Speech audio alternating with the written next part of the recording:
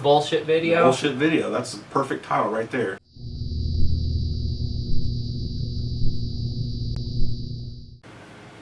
Because, all the clone systems generally don't.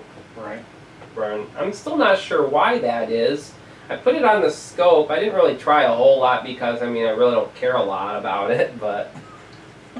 if I was selling power packs or whatever, then obviously I'd really care and figure out, get to the bottom of it, but since I don't, now I've got more other things to worry about. I just haven't... I put through it on the scope and things look good, so I'm still not 100% sure why it doesn't work, but there's probably something weird going on with glitching or something.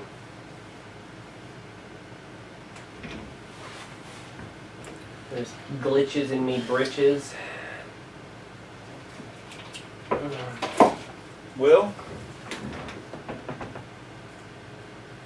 Yeah, I wish I could have brought my damn thermal camera, but I need batteries for it. It takes AA's and they have to be rechargeables. So I put a set of regular AA's, it lasted 5 or 6 minutes on brand new AA's. Because the internal resistance is, the cells is too high and I just can't get the power out of them. What's the brand? Energizer or Duracell. They were... The camera. Oh, it's a Micro Shot B made by Micron. Infrared or something. It's actually made by NECs who made the camera. Really? Mm-hmm. 160 by 120. That's not bad. No, I paid $800 on eBay. I think Guy wanted $1,300 for it. I talked him down to $800. the one I have now is the Flare i5, I think. Was that the Fluke branded one? Oh, it wasn't. I think I saw you using that on a video recently. Yeah. And I think it's only... It may be 80 by 80. It's nothing great. There's no focus. Mm-hmm. I hate that. I had a Flare TIR to start with. Like a $4,500 camera. And I sold it 2 or 3 years ago because the prices were dropping and I was like, well, now's the time to get rid of it. Yeah, get rid of it. Which they haven't dropped anything since. Yeah, really, it's still a $2,000 or $2,500 camera. And I bought that one for $900. I'm like, I don't need anything special. I just want to see what chips get hot. Yeah, that's why I bought this one. And honestly, I don't need the focus. I just want it back because I had it. You know what I mean? Oh, you had it. Now you don't. The TR had it, and it was excellent. Oh, and it also had the picture-in-picture. Okay. So the thermal was overlaid over regular That's image. the only thing this doesn't do, but honestly, I really didn't care because the parallax error, the 2 cameras, is a pain in the ass. Yeah. When you get really close, that's what the focus would take care of. Oh, would it? Yeah. So, in this, just using it for this, looking at chips that get hot, not necessary. Mm-hmm. You can put your finger on there. Yeah, that's what I did. Yeah, that's what I was doing. I used it a lot. Like, I'd take to my family's houses and I'd look around and see what was going on. Yeah. In that case, it's really nice to see where I was actually shooting and, recorded pictures and all that. Yeah. I think the reason mine doesn't have that is because FLIR has a patent on that.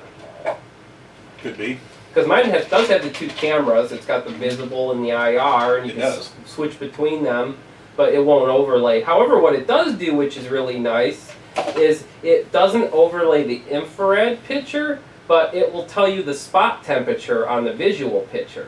So like you can look at a wall, and it'll tell you what the temperature is, where the crosshairs are. Really? Yeah. So you don't get to see the thermal profile, but you still get to see the temperature.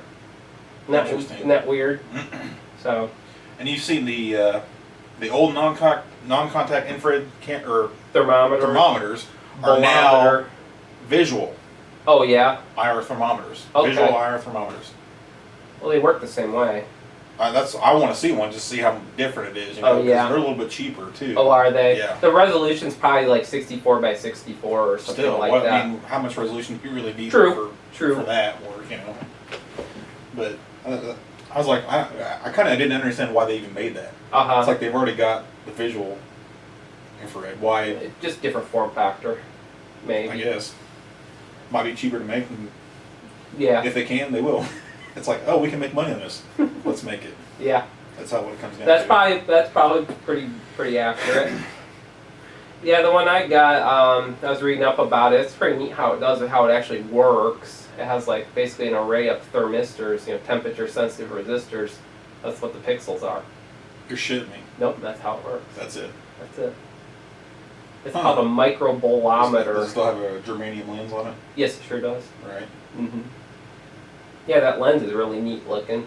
It's like iridescent. You can buy those. Oh, you can buy those? Yeah, just the lens. germanium lens. And I'm like, it's probably really expensive. Oh, it's stupid expensive. It's like probably one of the more expensive parts on the whole thing, but yeah. I've seen them on eBay. Yeah, the cameras, it works really well, but the camera feels like a $20 point and shoot. It's like really light and plasticky. So is the flare. Oh, is it? Oh yeah. I didn't bring it out last time? Oh no. I've never actually seen it in real life. I think I saw it on the video.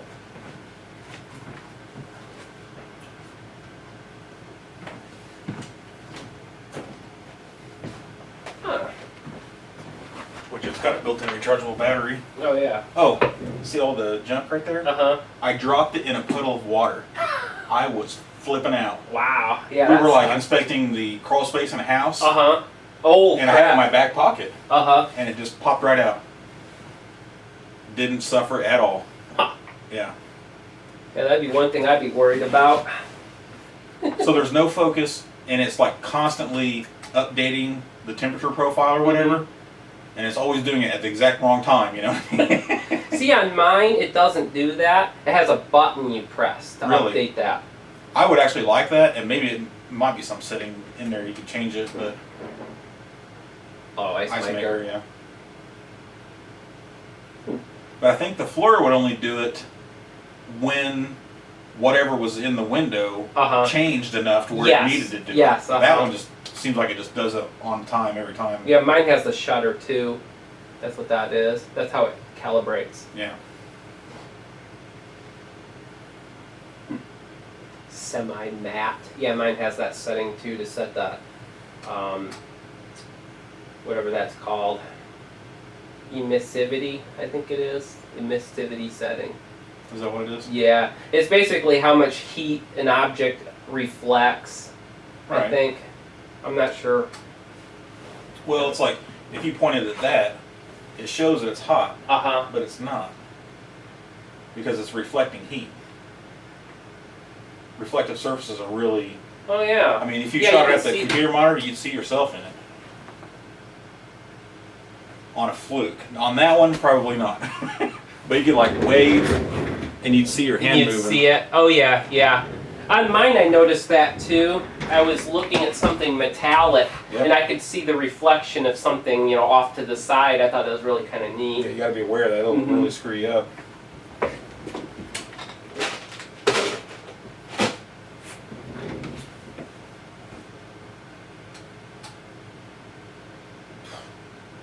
See how long it takes.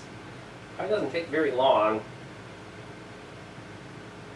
Oh yeah, the CPU and PPU are already pretty warm. And 373, I think it is. No, that's just a reflection of the TV on the ground plane right there. Is it? Oh yeah, you're right. Huh, that is weird. It's super, super weird, and it'll really screw you up. Huh. CPU gets hotter than the PPU does. 110 Fahrenheit. I stuck mine on Celsius mode. Yeah, you get over 120, then you're pretty sure you got a bad chip. As long as it's not a hot day. I had a, so I can show that to you too. A little experiment. I got a whole web page on heat research when I first got my fluke. That is strange. And one of the things I did is like, oh, I want to put some heat sinks on those. So I got little holes drilled so that the heat sinks will sit right on top of those hot spots. That's good. And of course I put the camera on those without the shield. And it, I can't say because it's hard to see like junction temperature or whatever you want to call it inside the chip. Yes, that's but what with it's called. the heat sinks on there, the heat sink only got to like 90 degrees. Well, that's normal because the if you look at a data sheet for a typical 40-pin chip like this, the resistance of getting the heat out is really high. Is it? The thermal resistance from the junction to the package. Right. That's why, you know, like a regulator has this big fat tab on it because then the junction is right on, the chip is right on that tab. You know, it's glued right to it, so it gets all that heat out. Right. So yeah. So I wasn't sure if I was actually doing it any good or not, so it never went anywhere. Yeah. Honestly, 120 degrees isn't really that hot. No. So, and that's a bad chip too, isn't it? Yeah, if you start seeing it and if it goes really fast, then you know it's That's shot. why I got the that's why I have the camera, because, you know, trying to troubleshoot these without knowing how to, like... Yeah, you're Easter egging it. Just changing each chip. But if I can look and see what's getting hot real quick and how hot it gets, I'm like, well, I better try that one first. Yeah, those are the cutest little baby heat sinks. Those are for like 16-pin dips. I didn't know you could get those. I've also got ones that have sinks going that way too. Oh, the fins going the other way.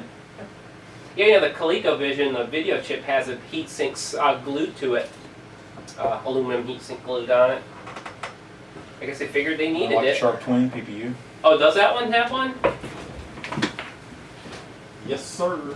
The Play Choice has one also.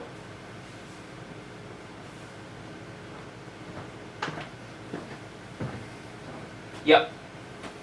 Huh, that's a weird one. Not everyone has it either. Not every Sharp Twin has the PPU with the heatsink on it. I wonder what PPU it is. It doesn't say on the bottom, of course, does it? Yeah, you've seen the Versus system PPUs, right? Mm-hmm. They have that massive heat sink on them Mm-hmm. that people always break off so it'll fit. Yeah. I don't really think they needed that heat sink. Well, and it was cut out in the center where all the heat's being made. Oh, actually, that was no. What are you talking about? No, you're right. But actually, the heat is not being made there, because remember the chip is actually connected to the bottom part of the package. That's an airspace up there inside the chip. The die is under that lid, but the die is not connected to the lid. So all the heat's actually going into the substrate. You're talking about one of these? Yes. See, the heat is actually going into this part. It's not going into here. Holy shit. You know that? Mm-hmm. Yeah. Yeah, see the chip, if you pop the lid off of one of these, I've done it, not on a PPU, but a similar chip. Yeah. The die is soldered or glued to this part. There's a pocket in there, and it's actually soldered to this bottom part. And then they just put that lid on to cover it up and keep the dust out. The bond wires are under there. Oh, that makes sense, because I don't think I've ever had the thermal camera on that shit before. Uh-huh. I mean, it'll look hot there, but most of the heat is going to come out here. Huh. Interesting. This is one of those RGB CPU adapter doodads, huh? With an LM1881 on it. Sync separator. I wonder what that chip is. Is that a is that a video encoder? Mm-hmm. Yeah, I think it is. Probably a 2075 CXA. Yeah. Yeah, I think it is. That's one of my boards. Is that a RGB to composite NES video? Yep, didn't do very many of them. Oh, yeah? The occasional person that wanted, all RGB, SVO, composite, all in the multi-out. I got like 3 or 4 of these damn things. I should have sold them like a year and a half ago. I totally missed the boat. Yep. I think this is the last one that I have. Oh, yeah? I've got 1 or 2 up there that were not working. Uh-huh. But other than that, yeah, I think somebody sold me the rest of theirs right at the end of it, right when the NSRGB was getting announced. Mm-hmm.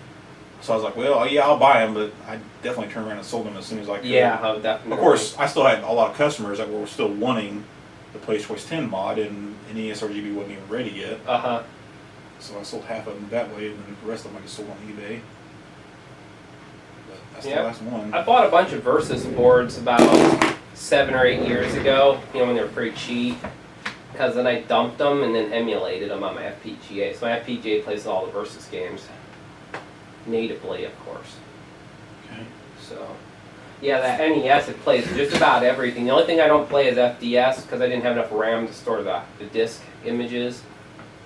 But I do the audio for it, but not the actual games yet. How hard would that be? Not very hard. On my new board, I got RAM now, so I can do it. Oh. It's just so it's pretty much a done deal. Yeah, it's just I need a state machine to emulate the disk drive, and it's not very hard. It's like a little tiny microcontroller type of thing. Sweet. So. That covers everything for NES. That's the only thing that's missing. All the expansion audio's there, all the games work as of 2010. I'm sure there's been more games released since then that I'd have to make work. Like new Pirates that weren't out 4 years ago. Probably not gonna care. Yeah, but all the US games work. PAL, I don't support PAL yet. It's half in there, but I didn't have a monitor for it. I do now, but PAL is not hard to finish. Well, because there are PAL only half a dozen, maybe. Yep. Like Euphoria. Yeah, that Noah's Ark. That's PAL only too. What was the other one? There was a few more, and I can't. I don't think I've ever actually seen anybody post a list. Oh yeah. Of the ones that I don't think anybody knows. Seriously, oh yeah. There's that one game that everybody likes. Oh, crap, what was that one game? This does like the wireframe. Crap, what is that game?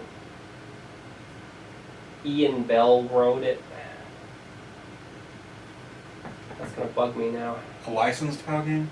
Yes.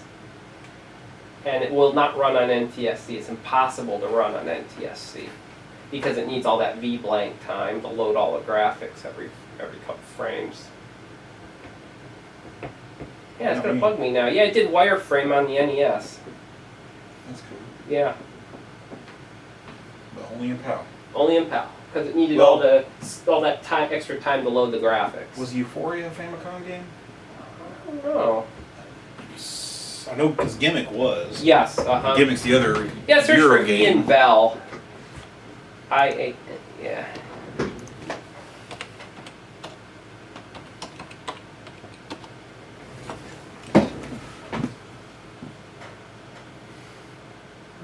Programmer, third link.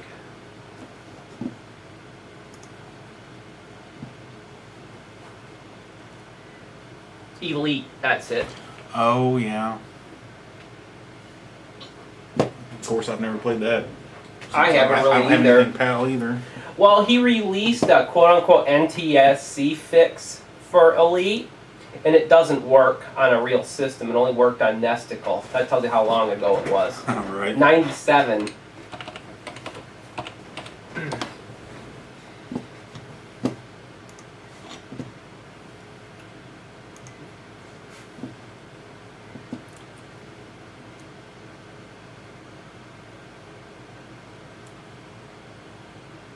No. Germany and Euro only, apparently. Noah's Ark's the same way. Unless it was called something else, something Japanese characters. Possible. No way to know. Somebody knows them. Yeah, I'm sure somebody knows. I'm not going to sit here and try to figure it out right now. What was this? I noticed this. Oh, yeah, I was going to give that to you, too. Oh, yeah, before you tell me what it is, let me see. You should be able to tell just from that. Just from looking at the connector. No, I kind of don't. I know that's HDMI, obviously.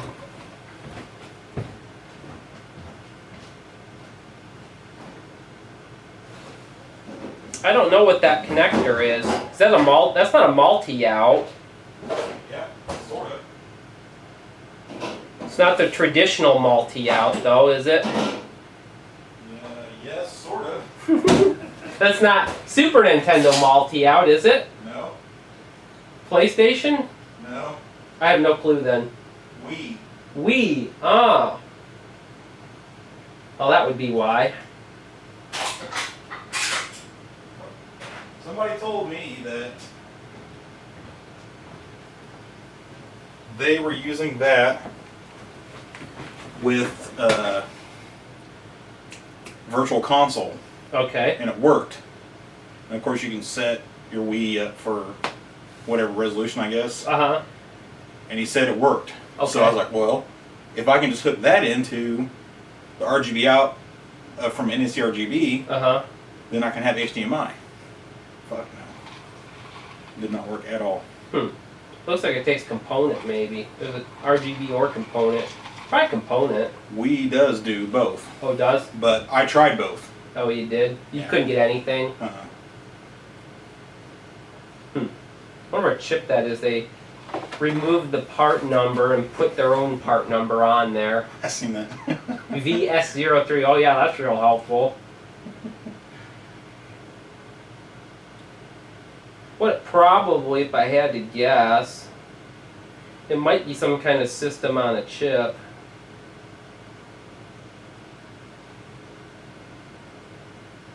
Because a lot of those system on a chip parts, they have a camera port on them and HDMI out. So you hook that camera port up to your system that you're of interest, and then it can frame buffer it and output it. So I've heard of that being done. It may be worthwhile to make some kind of video game scan converter box that takes RGB and outputs it HDMI, analog. Yeah. For like Super Nintendo, Genesis. Well, pretty much the standard right now is to buy an XRGB. Oh, is it? Those things are hundreds of dollars. I know. So I'm just saying you could probably make something like that for $150. How much is one of the actual converters there? The XRGBs? Yeah. Depends on what you want. Depends on if you can find it used. Brand new, I don't know. Oh, okay. I'm saying probably $500-600 for the new FrameMeister Mini. Okay. That's pretty expensive. But they're super powerful too. It's the standard. I think I've had one here. I've had one of the XRGB 3s here, just borrowed from the customer just to make sure it worked. But I get a lot of people saying that they're going to get one. I'm like, go for it, buddy. Well, because you can hook one of those up to your HDMI TV and to your SCART switch. And you can have all your consoles RGB modded with that's what I was thinking. Yeah, exactly. And then there you go. You almost need a frame buffer in that case, though. Really okay, I just did a video. I think I threw away the promo, but OSH Park did my huge adapter for the M82. Oh yeah. NES RGB into it. And it came 5 days. 5 days. And it was a special promotion. For the speedy service or whatever they called it. Yeah. $90 extra. Wow. So. Otherwise, it was going to be like 2 to 3 weeks.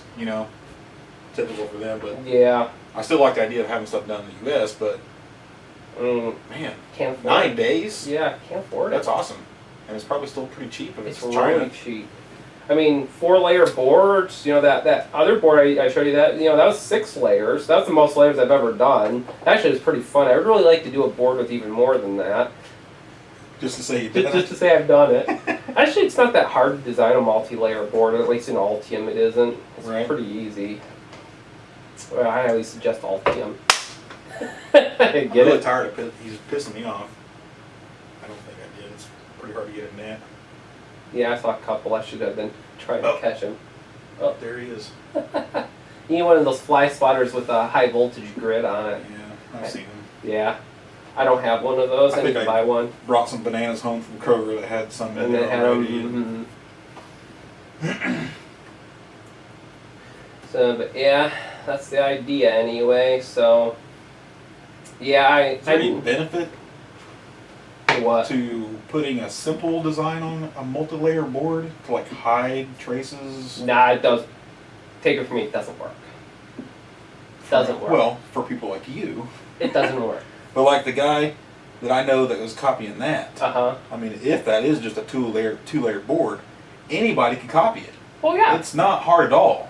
Well. But if it was hidden between 2 layers of ground plane, it's not that hard. Then he would have a lot more trouble, and he would probably give up before you copied it. Well, that's if you want an exact copy. See, if I was to clone this, I wouldn't exactly copy it. I would probably, like, I was looking at this comparator because, that's one of the trickier parts is pulling the sync and the black and white video. Do you know how this works? You know exactly how this works? Mm-hmm. Basically what it does, it's a really neat hack. All the sprites are forced to white and all the tiles are forced to black. Really? So the video line, so every time there's a sprite, it's white, and every time there's just a background, it's black. That's how it works. And So that is how it knows the 5th pallet bit, because there's 5 pallet bits. There's 32 pallet entries. Not all of them are usable, but there's 32 entries. It takes 5 bits to do it. The external bus is 4 bits, so you need that 5th bit to tell between sprites and tiles. So it comes out the video line that way. So what you do, the FPGA lies to the PPU and tells it to load black in for tiles and white for sprites. And the CPLD on here actually keeps a copy of the real palette in here, and that's how. And so then it takes those 5 bits from the chip, runs them into its palette registers, and outputs the proper color. So that's how it pulls the data out of the PPU.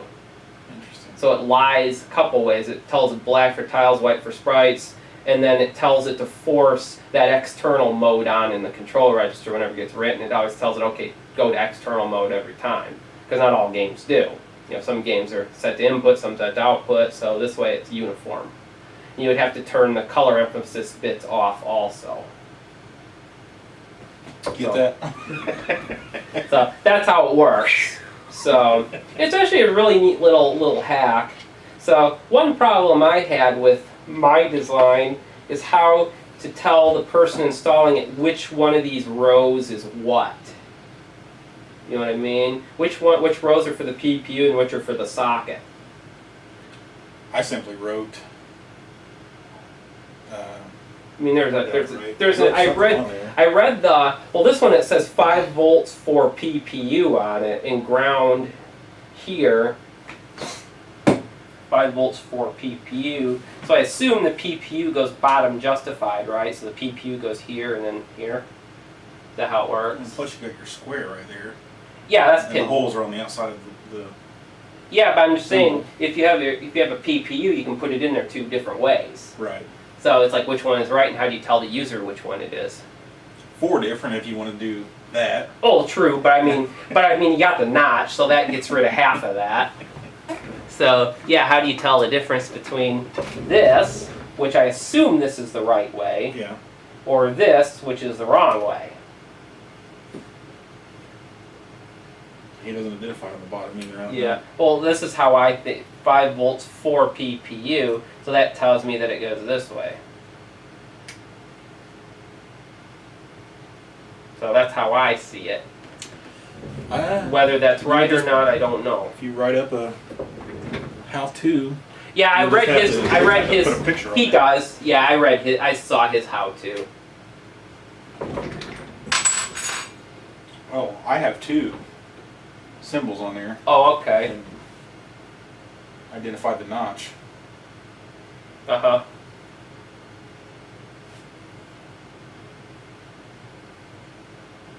Plus, I didn't sell it as a kit.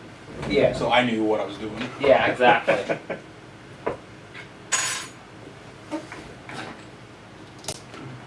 You know, I did probably about 30 copy nest conversions, and I always would throw the metal out because you have to on that one. Mm-hmm. Yeah. I did a whole bunch of conversions. And you know, to cut the see, mine was parallel said that DB9. So what I did, I took the DB9 connector apart, got the metal shell, and then got an old bracket from like a card from a PC that fits that DB9 or DB25 opening. Stuck it on there, heated up with a blowtorch, and just pushed it right in the plastic. Hey, it worked. It didn't look too bad either. Yeah. So yeah, that worked awesome.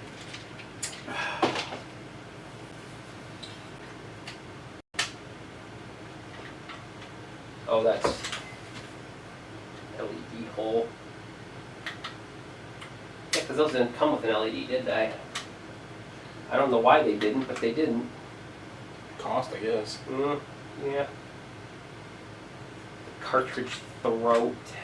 I don't know what else you call it. That's what I call it. Yeah. Well, that's as good as name as any. What's interesting to me is it comes out of there. You think that's to fit the AV Famicom or something? I've always kind of been... Well, no, because the door's got a spring on it. Oh, true. Yeah, I guess they couldn't mold it out of one piece and still have the door. I'm surprised they even have that door on there, to be honest. Kind Gotta keep the dust out. Yeah.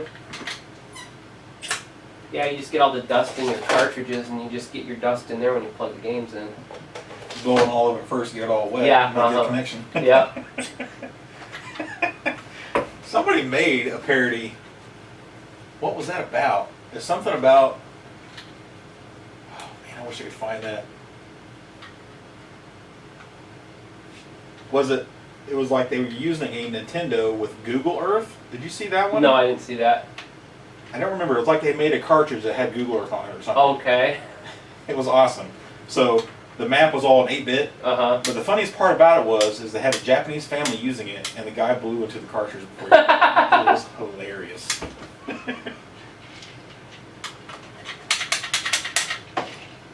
NES N. NES N. You wrote the N. New? NES New? NESN is on all the parts. NS1, 1, and 5. There might be a difference between.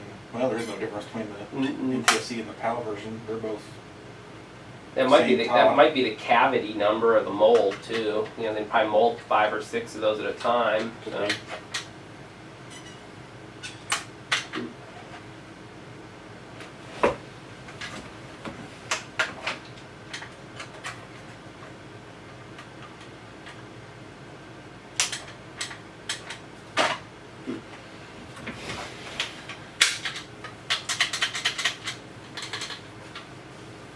They stuck with their Nintendo Gray for it, or Super Nintendo Gray.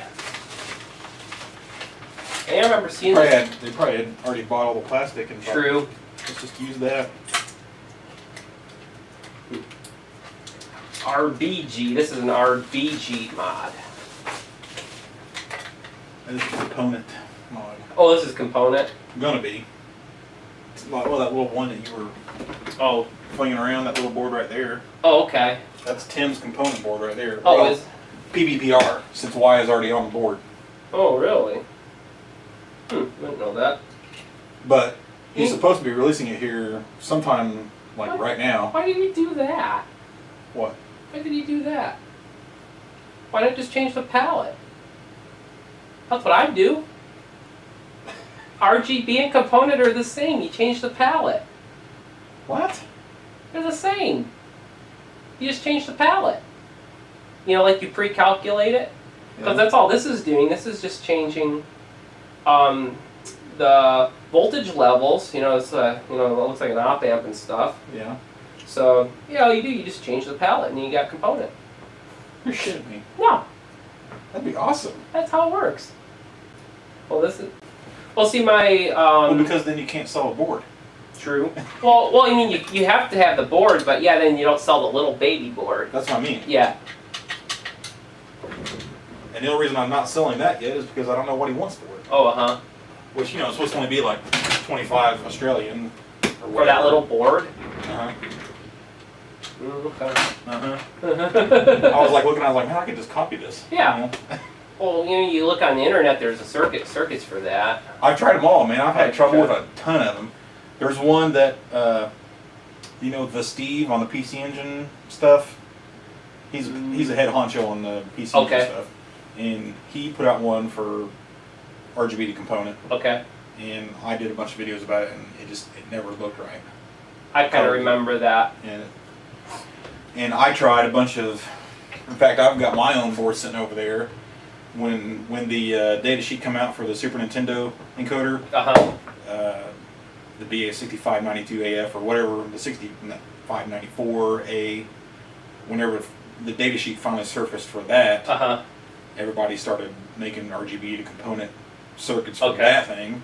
That looks pretty good, but my board is fairly substantial and not really enough interest, you know what I mean?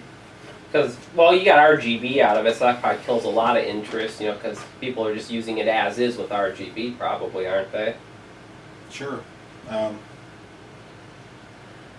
don't know. But I tried it. I tried that circuit, the Super Nintendo circuit, on the TG16. Oh yeah. And it looked better than the Steve's, except the Steve's was just like 4 or 5 transistors and some passives. Resistors, yeah. Well, basically to convert RGB to component and back again, it's a matrix multiply. What this is you got your RGB going in, and you multiply R, G, and B by a value and add them together, and that's one of the outputs, that Y, U, or C. It's really not that hard. In the FPGA, I actually do everything in RGB, and I convert it. I actually digitally process and output component, composite, and S-video, all digitally, no parts. And it's pretty easy to do. So, when it all comes down to it, it's just a different palette. Interesting. Mm-hmm. But I mean, I've held off on modding a ton of my consoles for years because I was always waiting on a perfect component mod. But now I'm going to wait again for the perfect HDMI mod. Well, I think there's a guy doing an N64 HDMI. Yeah, that's my friend Marshall. Okay. Yeah. Yeah, I talk with him every day pretty much. So we're pretty good friends. Him. Yeah. Last week somebody alerted me, but he's got on his main page for the HDMI mod, he's calling for installers. So I contacted him and said, I've already got a few people. Yeah, I've talked to him about you actually. Okay. I talk to him about every day on IRC, so we're pretty good friends. We swap stories and tips. He uses Altium too, of course. Yeah. So. Yeah, I told him, I said, if you had a prototype and I could get a hold of it and make a video about it, the number of people that would want me to do the installation would just skyrocket, But I'm sure he's already got a huge mailing list already. Yeah, so, he does. He could probably just see whoever is close to me, send all them to me if he. I'm sure he's not going to want to do thousands of. Nah, he doesn't. Yeah, I'm sure he doesn't want to do them either. He's got too many other things to do. He's kind of like me, I don't want to do installs either. Right. I mean, I do it for friends or whatever, but I really don't want to do installs. I got other things to do. I want to make new stuff. So. It's like, we want you to make new stuff. Yeah. Well, I've been doing NES stuff for a while, and then just kind of I didn't really outgrow it, but I got bigger plans. It's like some people spend years just doing NES stuff or Atari stuff. You go to Atari Age, everybody does Atari stuff. You go to NESDev, everybody does NES, and everybody's got their own little niche that they like. They're comfy in. So I don't have that. I kind of did for a while, but now I got this FPGA thing. So now I've kind of gone past that. So now I touch everything: NES, Atari, Sega. I've done it all now. Game Boy. ABC. Yeah, TG16 I want to do. I gotta wait because the VRAMs are really fast on it. That system is really fast. It's like 8 megahertz. You're like, oh, that's not fast. Well, when you get down, when it comes to like 8-bit, 16-bit era, it's pretty damn fast. Yeah. So, NEC was a chip maker, so they made lots of memory chips. So they used their high-speed, memory chips in the console, and that's why it's really fast. So hardware-wise, it's not very hard. It's just I need bandwidth, and I just don't have it. Really? Yeah, I have one RAM chip on my current board. It's an SD RAM. One chip, and I'm using that because on the NES there's 2 buses, so I take the 2 buses and combine them and go to one RAM chip, and that's about as much bandwidth as I can afford. So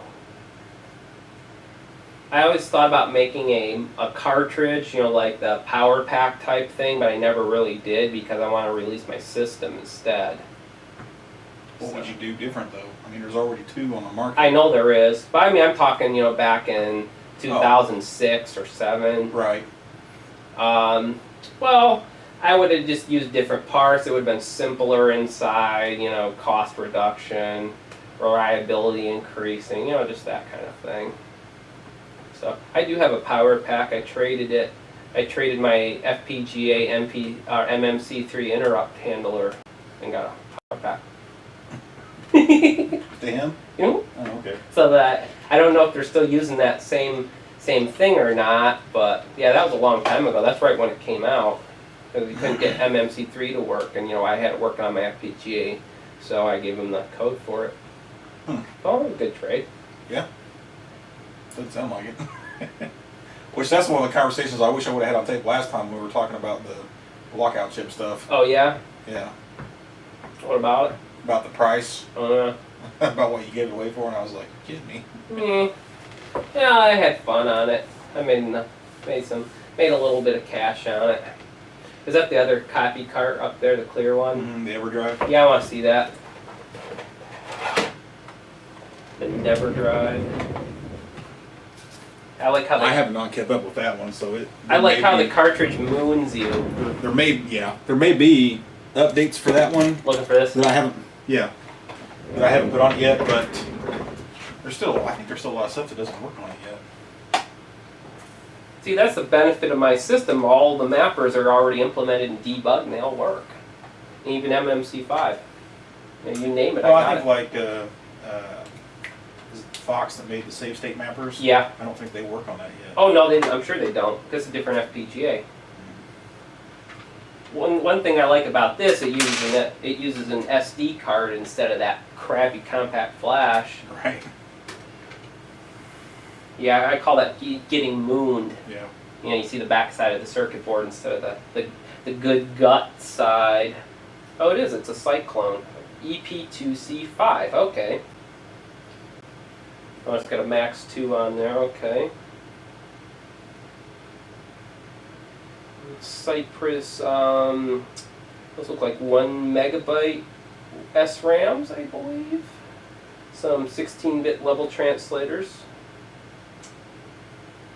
SRAM and a flash ROM. Not too bad. 50 megahertz and a USB port that's not populated. Yeah, someone on the NESDIB channel was talking that he wanted to put the USB port on his cartridge, and he said he had to cut a hole in the plastic. So now I see why, because it's not stuffed on the board.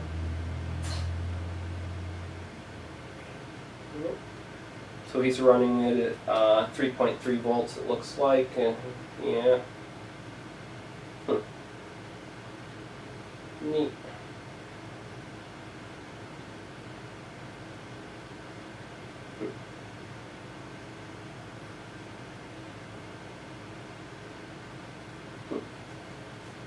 So that's what that looks like.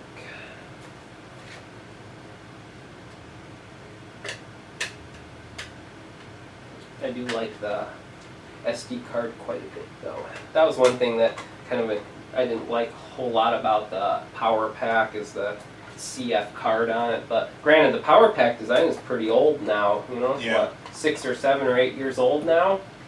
I think 2007. At least 2006 or 7. Much indication of the year on this one. Of course, this may be a newer revision too. Oh, that one looks like mine. Oh, 07. Oh, is it 7/18/07. Mm-hmm. Yeah, there's no label on this. Is it just the way it comes without a label? No, that's not how it comes at all. Oh. This is a clear case from Bunny Boy. Oh. Why did you... I've had that for years. Oh, really? I bought the EverDrive board only. Oh, okay. From Stone Age Gamer. Oh, I didn't know you could even just buy it board only. I think... No, that was the TV16 flash card. Oh. I'm saying that there was some kind of sale going on where they're updating a revision or something. Oh, and they wanted to just blow out But I don't boards. think it was that one. I think I just got that one. Oh, okay. Board only because it was cheaper, and I was like, I can make my Yeah, own case. your own case, yeah. Still got the 3DO sitting here if you want to use Okay, that. I can use the bathroom. Yeah, go ahead.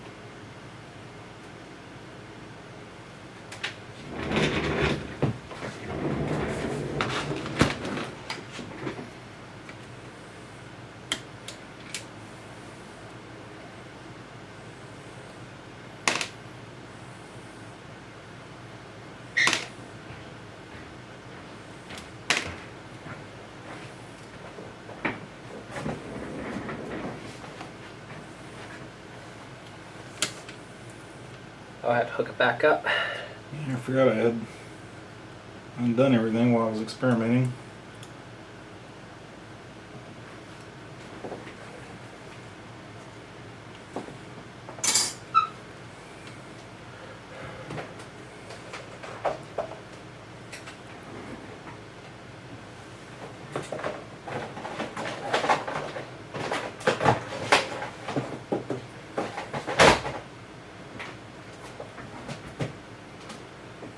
Steal your meter for a minute. Trace out that comparator circuit real fast.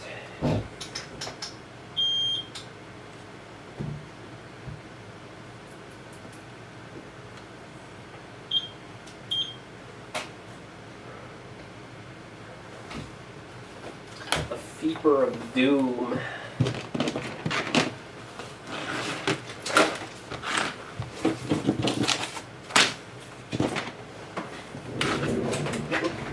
Trade me? A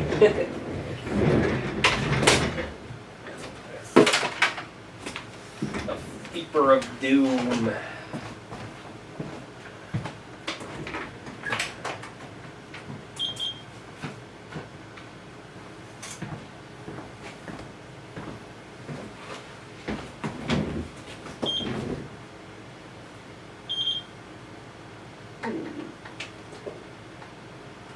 Weird.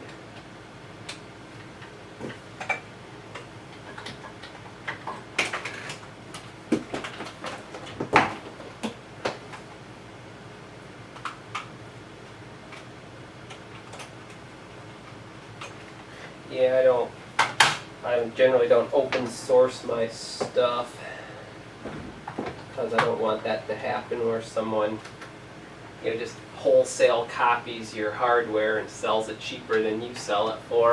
Well, now, that's probably the first thing that's going to happen with flash carts. Mm-hmm. If it's open, yeah. Well, and don't even really have to be open as long as it's, a lot of the information is out there. Somebody's going to reverse engineer it. Yeah. Well, you don't really even have to reverse engineer it.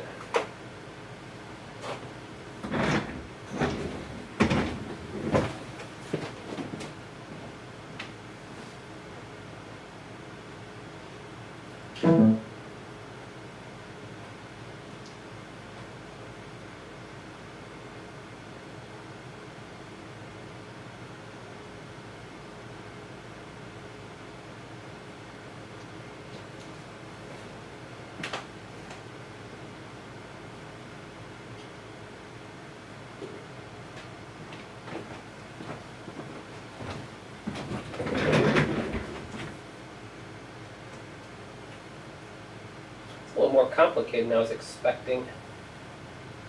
The comparator? Yeah, the whole video handler. The one I designed was a lot simpler. Guess I should run tests on it before I actually commit it to a circuit board, huh? Not a bad idea.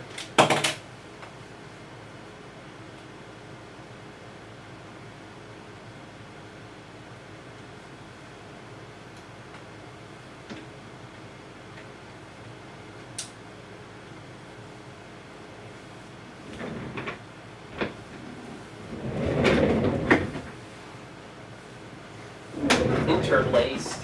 Got that little floats over there still? Oh, yeah. Readjust the horizontal line. Oh, there's a pot for it? Huh. That's funny. It's great.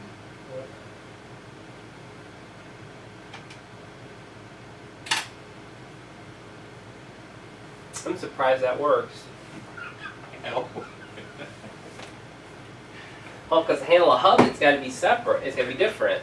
There's got to have a hub handler in there. That's not a hub. Well, oh.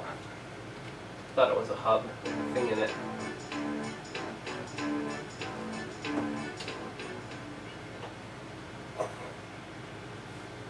I played this hell out of this on the Amiga. Oh, me too. I loved it.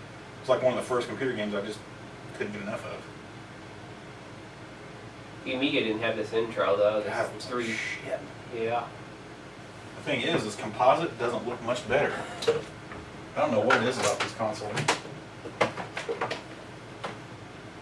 But it is tele brighter.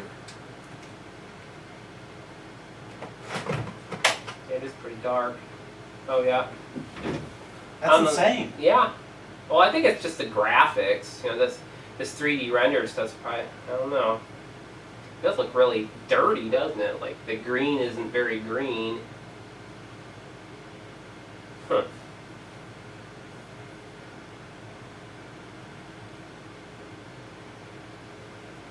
And again, the monitor's very purple too, so you don't have as much green as it should have, I don't think. Because that white's all purpley. I think it's missing all the green for some reason. There's some way to set that up. Yeah, so those won't work if it's RGB. Mm-hmm. If it's composite, that should work.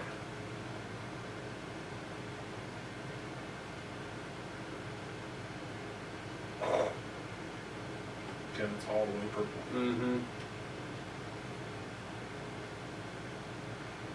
See, my monitor, like this, has a there's a little pop board just for setting color temperature, and when it got screwy, it would do stuff like that, and I had to hit it and make it work again because the pots were dirty on it.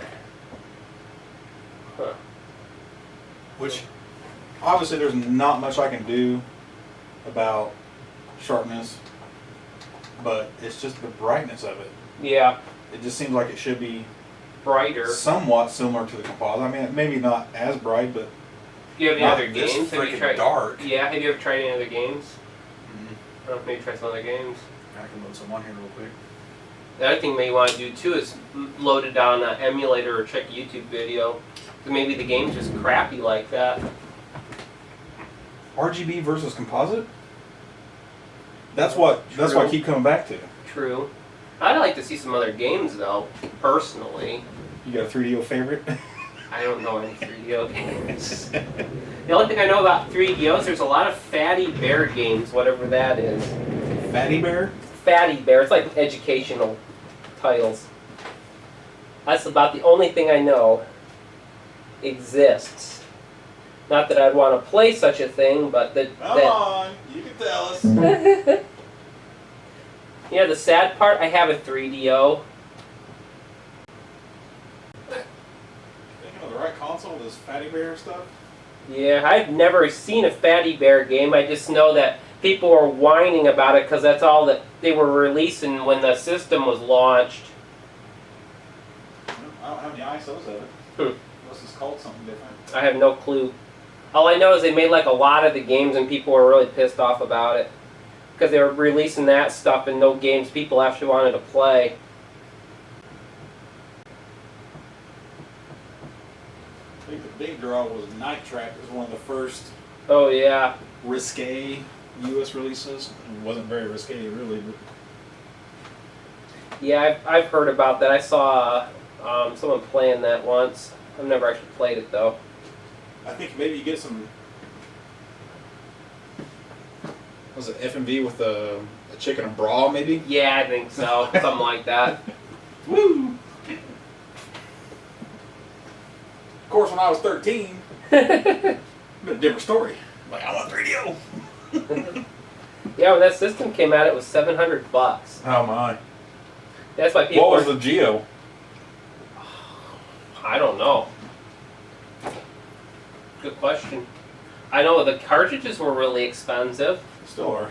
Yeah, well, $200 for one game. Yeah. If I had a time machine, that's the first thing I'd go back and buy. A bunch of those still sealed new.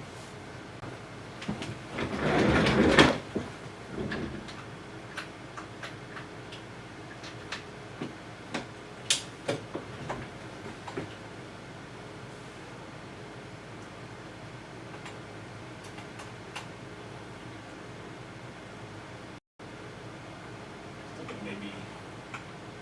Wow, that is very sensitive. Some nice colorful logo. Mm-hmm. That's why you need something. that's pretty colorful and bright.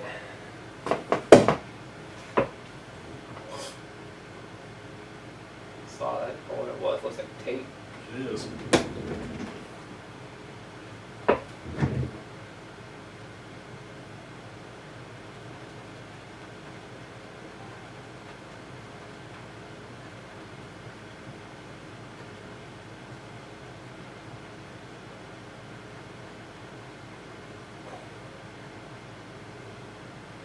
Back when pre-rendered 3D intros were cool.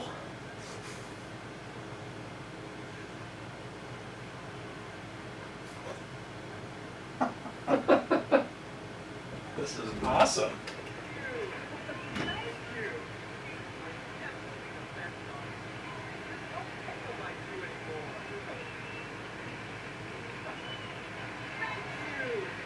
Yeah, everybody looks like they have sunburns.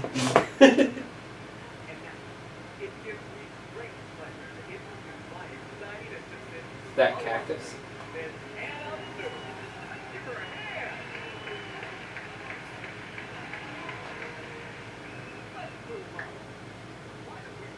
Let's move on.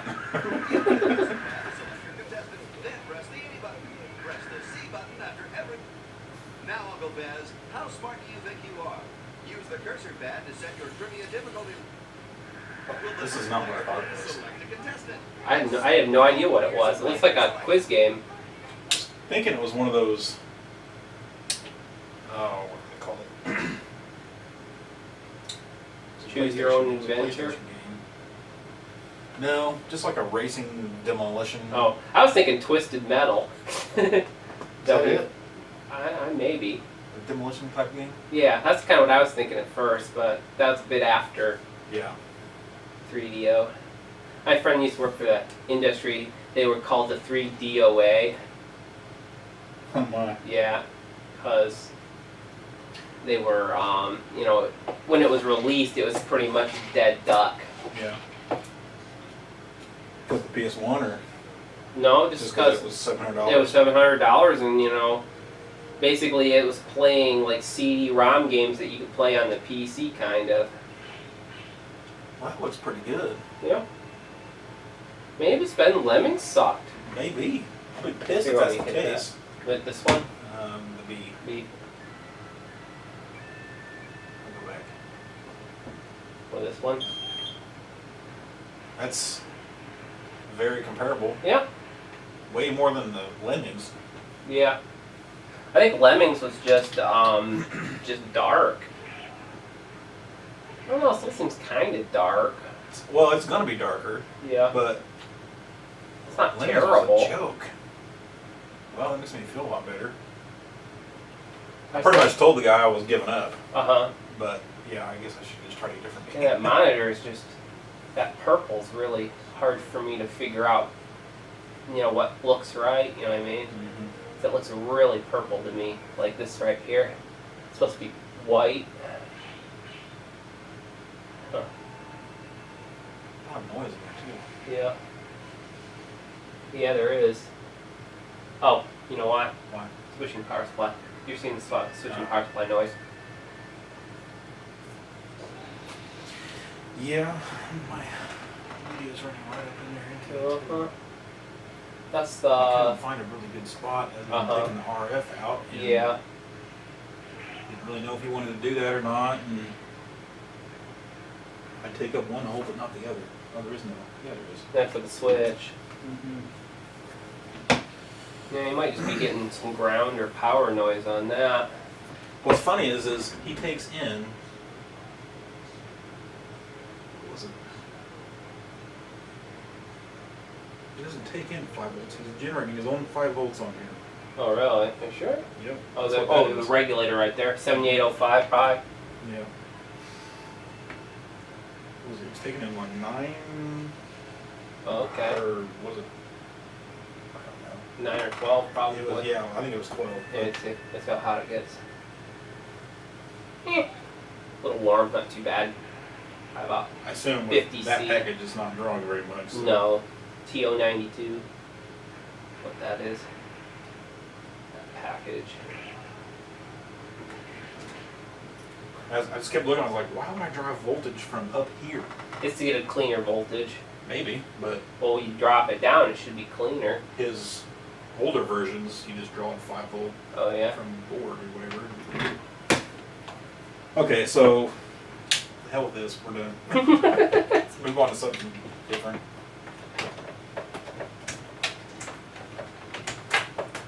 That guy will be happy. Pack it up and send it to him. With the warning to not play Lemons. Yeah.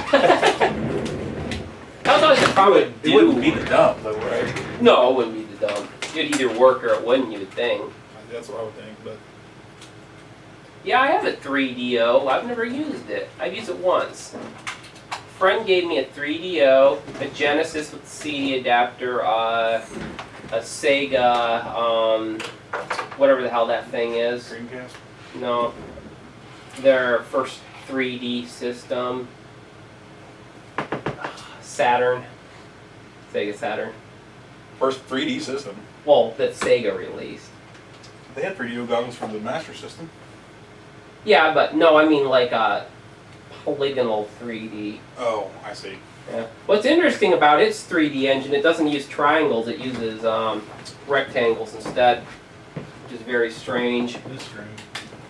Well, the 3D is kind of bolted on. Have you ever seen the motherboard for one of those? I haven't. It's been too long. It is massive. It is absolutely massive. There's like 60 chips on the board. There's my big adapter board. Oh yeah, well, that works. Might want to shim that with some double stick. It's so close. Yeah, double stick would actually hold it in place. Mm-hmm. I'd just be worried about vibration, like that. This thing ain't going nowhere. It's going to get shipped to one guy and then it's going to stay there. True, but I mean, just I'd be kind of You worried. see the glue towers I was using on the NES RGB, right? The what? Glue towers? Uh-uh.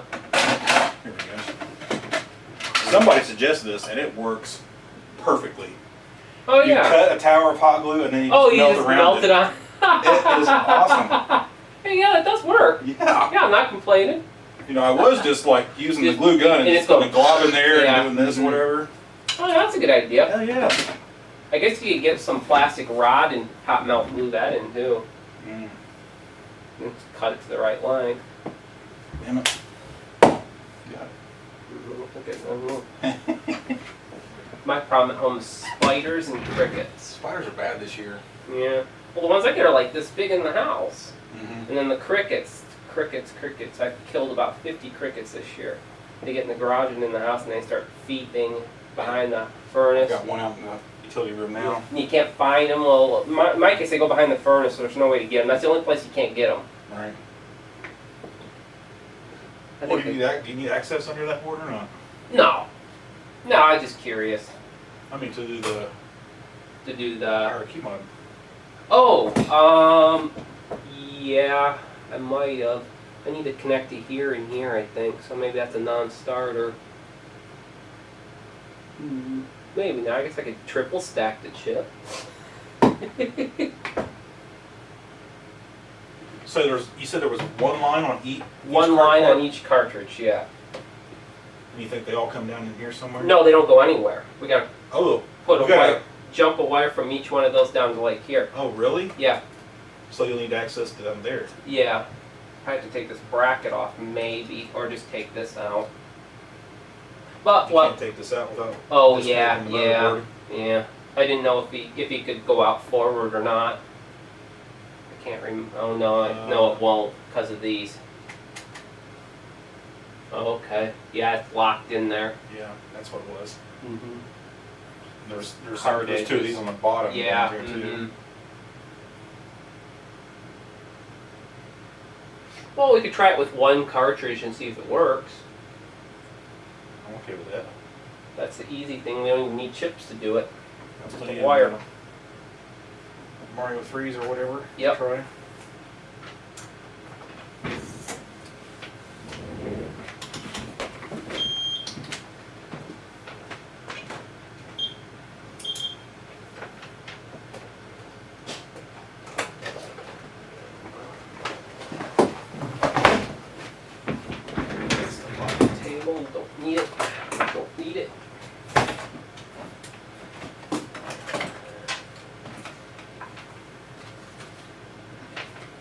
Mario 3 kicking around. An old stack of them. Okay. That, and the other thing I need to do is find the IRQ line. Have to look at the pinout for that.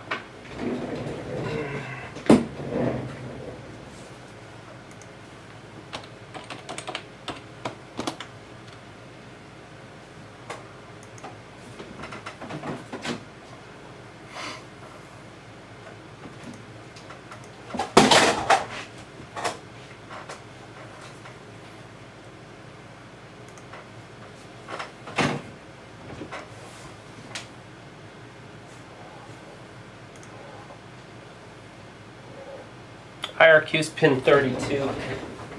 Oh, gotta see where pin 32 goes. I have a very good guess where it goes. 49876542. I'm guessing it goes to this expansion port somewhere. If it does, that's a good sign.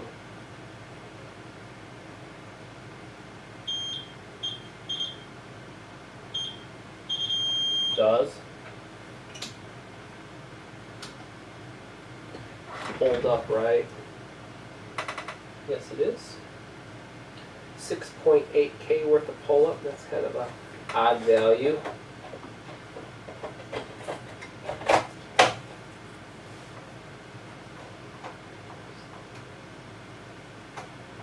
Okay.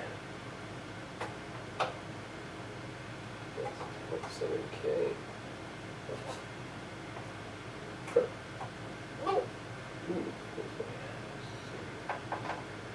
So, that's where the interrupt line goes. 9876542. There's probably some easy place to get to it, I would expect.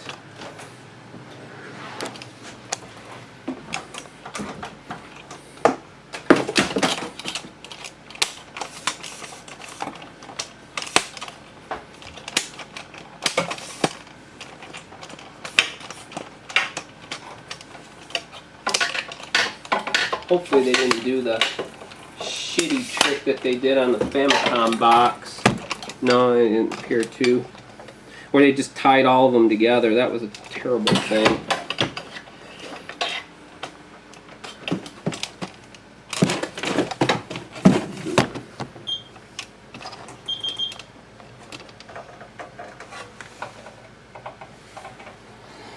Video, that's funny.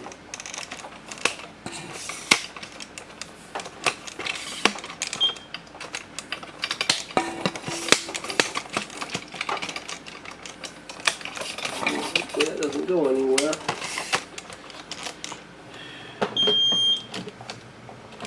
It comes out right here.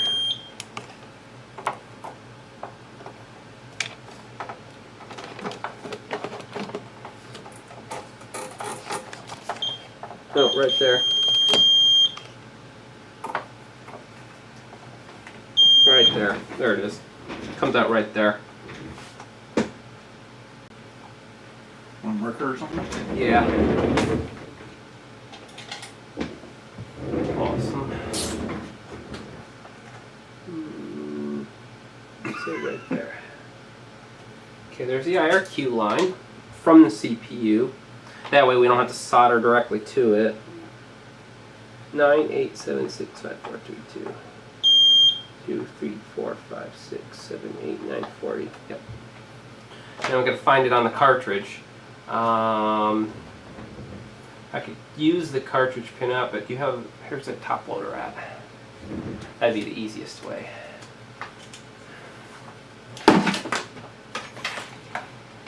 Where's that top loader at? Which one?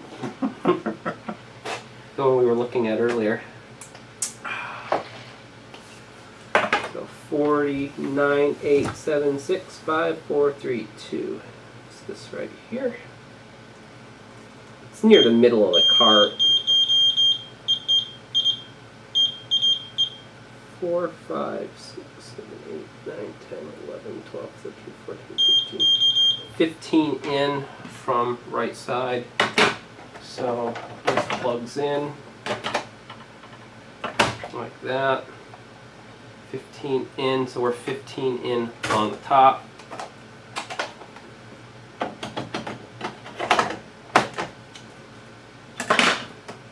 Along the top, 4, 5, 6, 7, 8, 9, 10, 11, 12, 13, 14, 15 right here.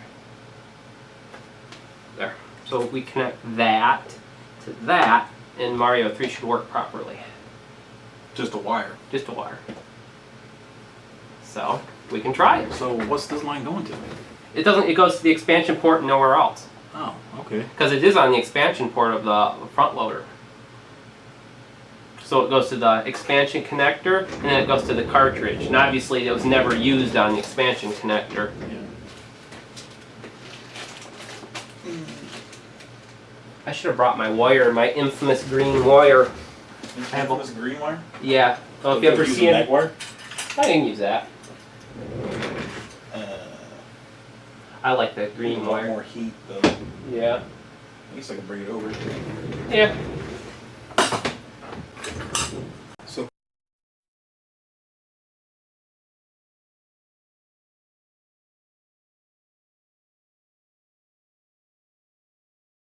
part where I see. Oh, I see. Oh, does it put like little things in there? Little markers? I really wish it did. I don't know if I have that capability. At least not with this remote. That'd be excellent. That's funny. Ribbon cable in bulk. Extremely useful. I get asked about that all the time too. Oh, really? Where do you get your ribbon cable? Where does eBay? Anybody get their ribbon cable? eBay. I actually did almost buy a huge mess of ribbon cable off eBay, but it was like maybe it was 40 wide. And I'm like, that is going to be insane to cut. And this is just like, I mean, you can see I put a ruler on the side of it and marked off how much to cut off. That's a good idea.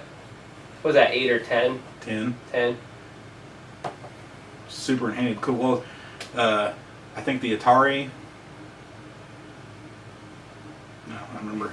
Some board I'm using is exactly 10 wide. Got him. So that's my voice exactly 10 wide. Yeah. Mm-hmm. I generally like the bigger because then you can rip it down smaller if you need. Well, it was also about the cost. For some reason, Mauser was selling 10 wide cheaper in 100-foot sections than wider in smaller sections. Yeah, it was weird. So maybe they're just trying to get rid of it because no one uses 10 wide. Could be. Because 10 wide's kind of an oddball. Yeah. It's more, you use more 14, 16, 20 than anything else. Right. What's really hard to get is, use any dip plugs, I'm talking about, where you can crimp this onto the thing and you got like a dip footprint on it. Mm-hmm. Trying to get those in 28 pin is impossible, or 32 pins impossible. It comes in 24, 28, and 40. Because 32 is really useful for EEPROMs and things like that. Sure. Oh, let's see. Yeah, I was going to get you an APF. Yeah. I think I've got something sitting in here, actually. Have you been back in this room yet? Nope. I don't care. I'm just so happy that somebody has one. Oh, I know. I'm thinking $6 isn't really that bad. Let's see. Let me find out the box or something.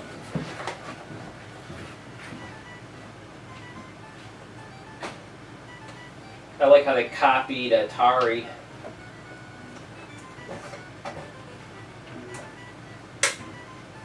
I like how they copied Atari with cartridge doodad.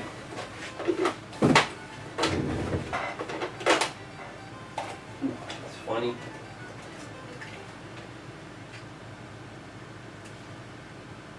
Yeah, I have not seen hardly any information on this thing, and there's like a YouTube. Really? That is the fire button. Like that? Really? Who the hell designed this thing?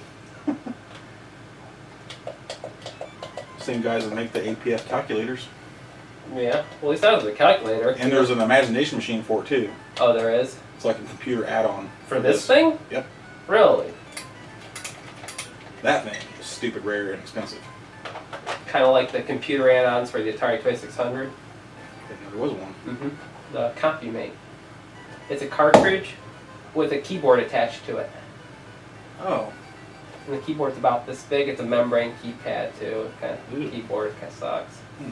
Can't be any worse than the 2600 basic programming cartridge, which was a joke. You know, the computer keyboards for that were those little calculator keypad things. I've got one of those. Oh, the what? Keypad. Oh yeah, just one. Because it came with two. Really? And it had little overlays for it. Yeah. They called it the basic programming. I might be thinking of a different keypad then. Was there one for a game? They made 4 or 5 different keypads that were all compatible with different form factors. They made like the kids controller, which had big buttons. They made the little tiny ones with calculator buttons for the basic programming cartridge, where you couldn't really even do much programming. And then they made the one for Star Raiders, which was about this big. That one is like angled on the bottom. Yeah. Looks kind of like a telephone touchpad. Yeah. Man. 4 hours.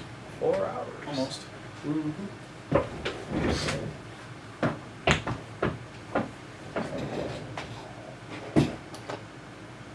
EPROMs.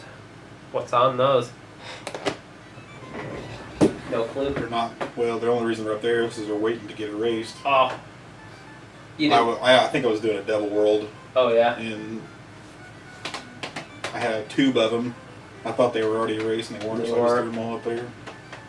I've got a shoebox full that are erased and clean, but the legs are bent.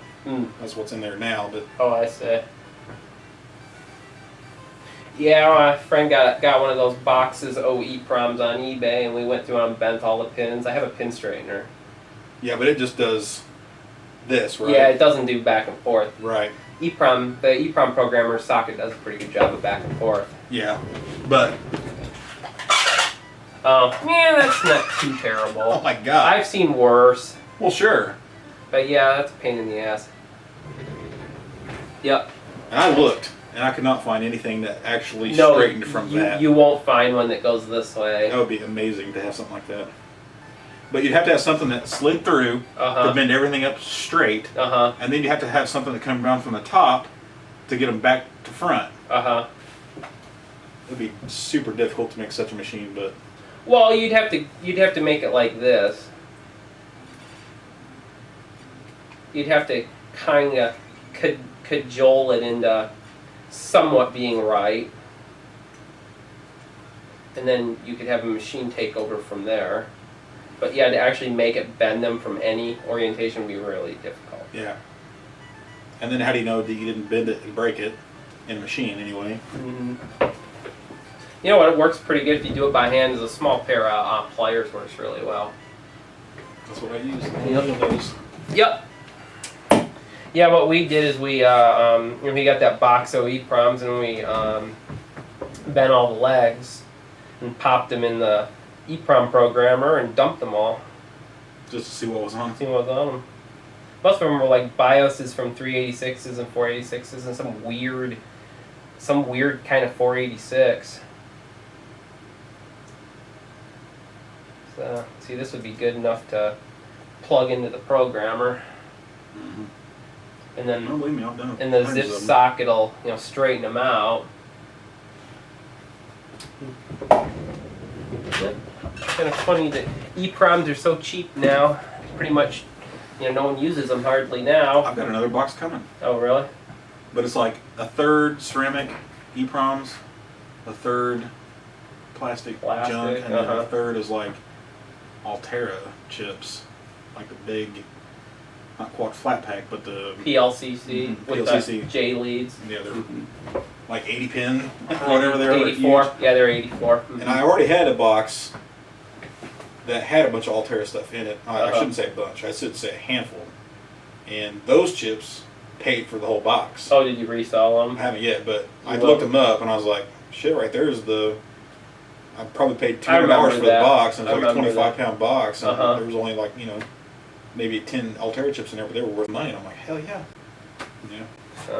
Yeah, that those FPGAs are awesome. At work we had a problem. We were making this product, and it uses a Z80, an 128K SRAM chip, an EEPROM, a 27256 port chip, serial ports, I/O ports, just TTL logic. Probably about 12 chips.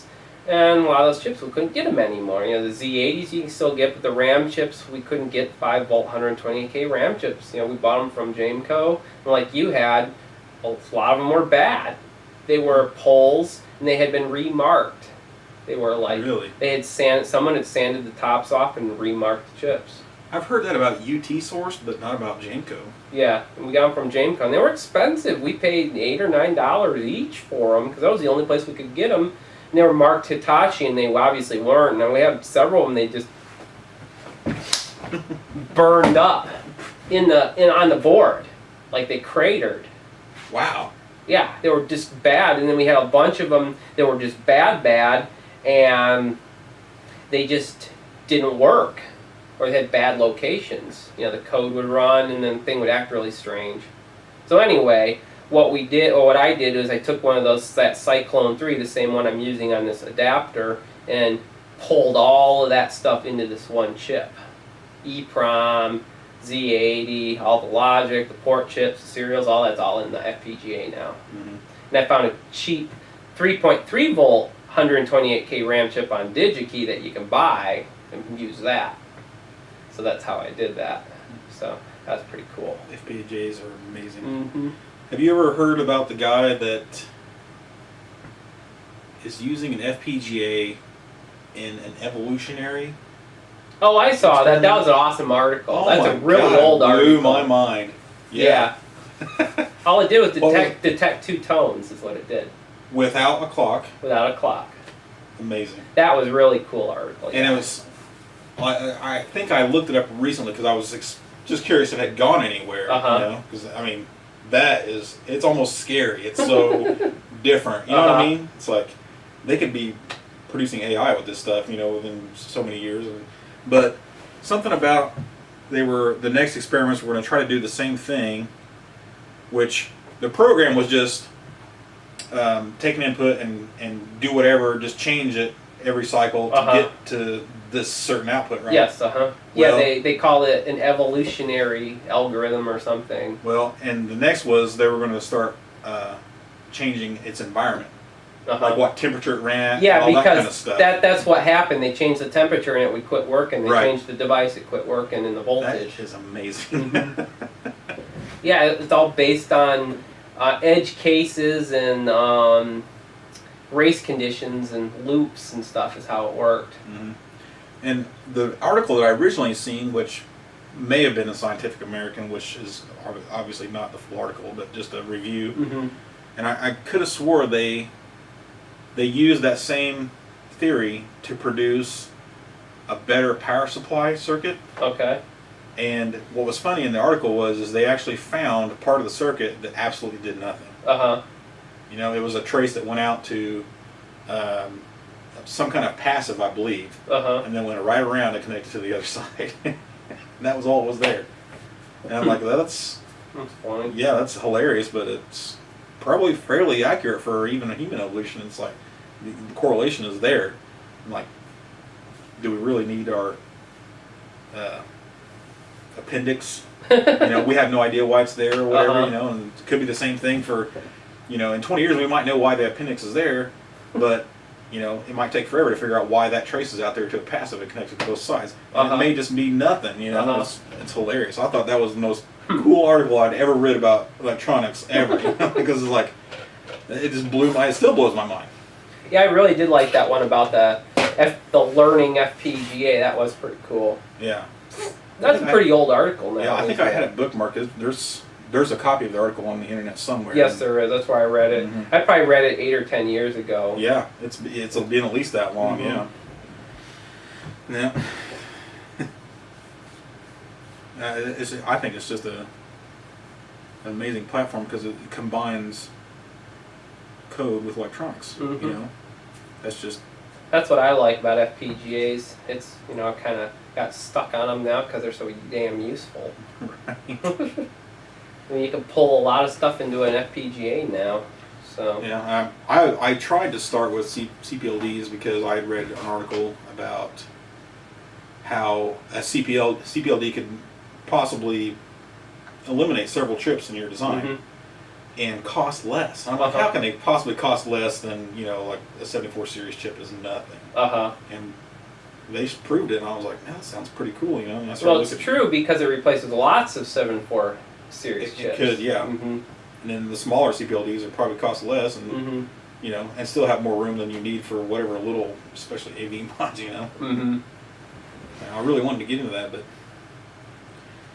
I don't know. I just want to be rich. I don't really want to do all this all day, every day, you know. I think if I was really rich, I'd still be doing what I do now. I wouldn't be doing it for other people. Yeah. True. There's too much headache involved. Yeah. I would say, of all the people that email me and wanting mods, I would say 20 out of 100 actually fall through. Oh, really? That many? Yeah, it seems low. But then, out of those people, there may be 20 emails between us before I ever get their console. It's crazy the kind of communication I have to. Oh, I believe it. Oh, yeah, I believe it. Got a whole handhold. And I mean, I can pull up the Gmail now, and you see the number of emails between. They're all like 50 plus. If they've been around a while, they're still trying to figure out what they're doing, and I'm sure you get a lot of people saying, "Oh, can you help me with this?" Yeah. And if it's not mine, you know, if I didn't work on it for them, then chances are I ignore the email. Well, I mean, you just got some. I mean, it takes so long to reply, and then you reply, and then they'll get back to you. Oh yeah, well yeah, I did that, and it blew up. Now what? Or who knows what? You know, it's kind of a fine line. Like, I'm still fairly beginnerish, you know, compared to the Kevtris. But it's funny because people will learn how to solder, and they think they know everything there is to know. Yes. And they can't wait to tell you about it. And the forums are filled with posts like that. And I bet if I look back on my posts, I probably did the same thing. You know, but it's... Is it like the chopstick package? Now you can pick up anything. Now you can solder anything. I have no idea where I was going with that story. But, yeah. Yeah, I know what you mean. I see that a lot. It's like, if it's somebody that I did work for, and even if they're not working on something I did for them, like, I just got done talking to a guy who had a top loader that didn't work, and the symptoms were pretty obvious. Black and white screen with an AC adapter, the original, the power cap is blown or failed. You know, and I said, well, this is pretty easy, you know, and I sent him a link to the video. Replace the cap. Yeah. I have like 5 videos that have the same fix in them. Okay. Because it's pretty common. Well, that must have been before the seminal video about undoing that RGB mod that I saw. Which one was that? The Draken RGB mod. Oh. I have another Draken console coming. Oh no. Got shipped today. I think it's an AV Family. Okay. And the guy's complaining about the video output. There was something wrong with it. I'll have to get back in a different video with that, but that is coming. I can't wait to open that thing up. I gotta see this one. So, yeah. Everybody thinks he's gone, but he's not gone. He's still putting up videos. He's still doing his shitty mod work. But I'm sure it's diminished. Yeah. The more the word gets out about him, you know, whatever. That's the good and the bad about the internet. But yeah, that was the first video of yours I watched. Was that? I was like, hey, look at this, dude. I got comments about it today. Oh really? It's probably my most commented video, not most watched or anything like that. But people love to say, they'll say, holy shit, I can't believe it. I mean, like today, I'm pretty sure the comment today said something like, I'm a beginner, but I could do better than this, and it's true. Yeah. You know, but yeah, I hoard that around at work too. Everyone got a good kick out of that. Us showing that off. Oh, it's crazy. It was epically bad, and I'm not the only one that's fixed his stuff. Skips. I don't remember that guy's name. He's done one or two. I think he's out in Colorado. I don't remember, but how he gets away with it, I don't know. I guess clueless noobs send him I've got stuff. a passport. We'll make some video with him. I'm going to take a multimeter with me and show him how to use it. Give it to him. I'll take one of my cheapies with me.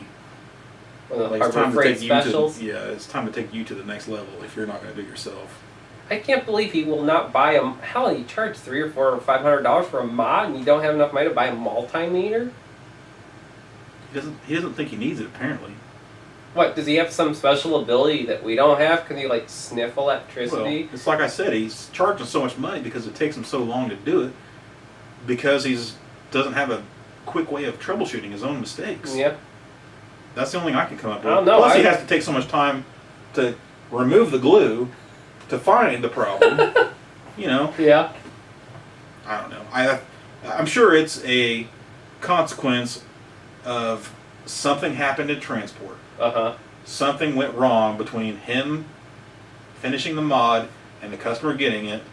So he's like, well, I'm going to start gluing everything down. And then he got less complaints. Uh-huh. Probably. Yeah. He's like, well, he has a graph. He has a graph that says, like, glue complaints. Right. Could be. I don't know. I think it would be... And he don't talk in his videos either. Oh, yeah? So it's really hard to get... What, do you just put text on him? No. Nothing. Well, how the hell are you supposed to follow the video if you don't know what he's doing? You know, you like... All he really does is show stuff working. Oh, okay. Like, that's right. That's his proof that it worked. Proof that it worked before he sent it out. It works. It worked then, but... Does his mods have like a half-life, you know, like uranium or something? You know, like, does his half-life like 20 days, so after 20 days half of them don't work, and then after 40 days like only a quarter of them still work? If that. Well, it doesn't help he has to go through Canadian customs. Yeah. Which that I've had sucks. trouble with them too. What was really interesting is when Tim first was doing his NES RGB, that was his guy. He was like kind of paired up with him. Really? He got boards before anybody did. And he was touting, you know, getting on the forums and, you know, showing it off and everything. And I was like writing Tim and be like, dude, seriously, you picked the wrong guy. Which pretty quickly it came out, you know, he was screwing shit up so bad. I actually seen a tip for the JBC for drag soldering through-hole pins. Oh yeah, I've tried it. It was just like a really deep, like V shape. Yeah, and you just drag it along like that, and of course I have channels way up in there for holding the solder. I've never actually seen that. Well, that's pretty awesome, but I've never seen one for sale on eBay. And those tips, man, I'm betting you that thing was $30, $40 new. Oh yeah, definitely. And maybe it's just the way I use it, but they don't last as long as I wish they would. I don't know, the tip on my Heiko, it lasts probably 5 years. Which, all the ones that I bought came with that and were used when I got them. Oh, And I've had it for a year now, probably. But I'm already on my third tip. Okay. So who knows how bad they were used before I even got them also. Yeah, that's true. Depends on how much it was used. You know, at work, we use Heikos at work, and I don't know, the tips, they probably last. You know, this lady, she does soldering 10 hours a day, 4 days a week, and that tip lasts 6 or 8 months under that duty. That's pretty good. Yeah. You know, 40 hours soldering irons on, 40 hours a week, and you know, it lasts 6 months. I was always curious if the thermal cycling of that one affected it. It's supposed to make it last longer. Well, basically the thing that wears your tip out is the plating. So, you know, you should never file one of these. If you file it, that'll take the plating off. What happens is the plating is iron plating usually, and it protects the tip itself, which is copper. And what happens, you never want to get solder on a copper because it dissolves it. Right. So that's I can show you that on my Weller. Yeah, because then you get holes in the tip. That's why it happens. It dissolves it. So your tip goes into all your connections. That's funny. So that's why they plate them. That's why Radio Shack tip never last. You know, they don't really. They're just copper, so you know they got like a little tiny tin plating on it that goes away the first time you use it, and then it just dissolves the tip. And that's if I could find somebody that could replate those. Mm-hmm. Even the eBay ones are $20 a piece when you can find them. Yeah, because see, this is a kind of the heater is actually in the tip. It's a this is an RF heater on there, so this sends like radio frequency up this cable. Really? Yeah, that's how it heats so fast. And it's got a coil in there, and then what they do is really clever. The core of the coil's got the Curie temperature of it is the tip, is how hot this thing will get. Usually is how they'll do that.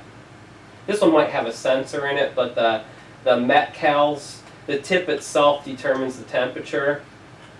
And what it does is the core that gets hot, it loses all its magnetic abilities when it gets to a certain temperature. So it stops becoming a load, and that's how it regulates the temperature. So as it goes in and out of that Curie point, it keeps the temperature, which is really damn clever. I'm not sure how these ones work, but that's how the Metcal's work.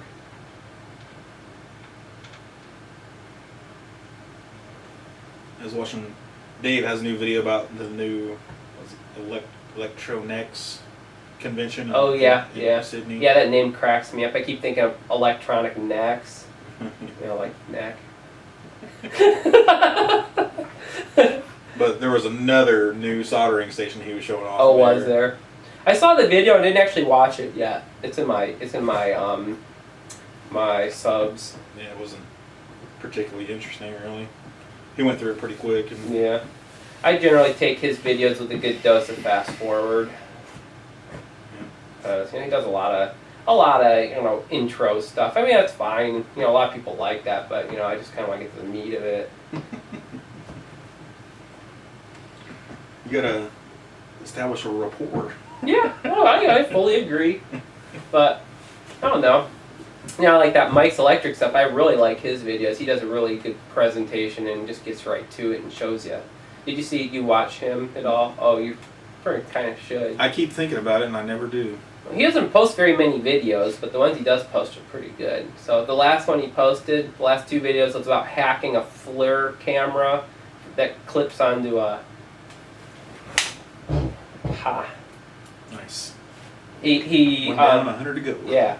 He took a FLIR camera. I guess FLIR sells a camera that attaches to the iPhone. Oh, you were telling me about that. Son of a bitch. Kind of giddy.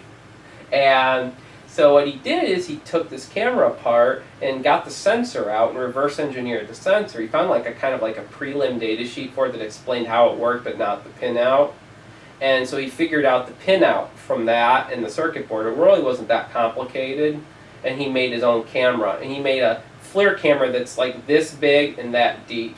Wow. With a little LCD on it and the camera module and a little battery. Kick ass. It was really cool. Just to do it, I guess. It was really neat. So I was really impressed with that. So yeah, he has lots of really good videos. Another one I liked was him taking apart the baggage X-ray machine. That was pretty cool too. He had like a baggage X-ray machine like they have at the airport. How we got it, I have no clue. But it was in his shop and he took it apart. The cool thing was how it detected the X-rays. It used little plastic photo transistors, just like you'd use for like light interrupters. Like I don't know. I'm talking about the slotted photo interrupters. Have you ever seen those, like in printers and things like that? Yeah. Those are the kind of sensors that had little boards with like 32 or 64 on a really thin board. Had a couple boards stacked up, and that's how it detected the X-rays. Just photo transistors. I thought that was pretty neat. And then basically the belt moving the item past the sensors is how it did the scanning. So, that was like one axis, and then the sensors went across, so it's just like scan lines worth every time the belt moved. That's pretty cool. So he's probably going to figure out how to get past it? I think, he gutted it, I think. He took it all apart after he figured out how it worked. Actually hacked the code, too, to see how it worked. And, there's a password that you had to enter to get into it. You know what the password was? 911. Oh, my. Interesting. Yeah. Well, I've been working on this this little toaster oven. It has a little industrial control. The password's 808 to get into that. For the temperature controller? Yes. Mm-hmm. To get into the settings, it's 808. Isn't that weird? Why? Weird. I don't know. That's the factory password. That's factory password. I don't really think you can change it either. You can disable it, I think. I'm not sure if you can actually change it.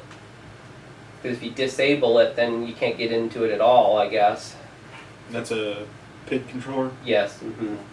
So I'm having fun. It's an auto-tuning PID controller, and the auto-tune doesn't auto-tune. It doesn't? No, it didn't work worth a damn. It said the P to like 50, so it just didn't work. The P, basically what it does is that's the number of degrees before it'll, you know how it works. It has a proportional band, which means between off and on, there's like, it changes the pulse width of the heater, so it's not fully on and not fully off. Yeah. So the way they do that, you set like a 5-degree band, so 5 degrees cold, it will be on all the time, and when it's at temperature, it'll be totally off. In those 5 degrees, it'll be, a proportion.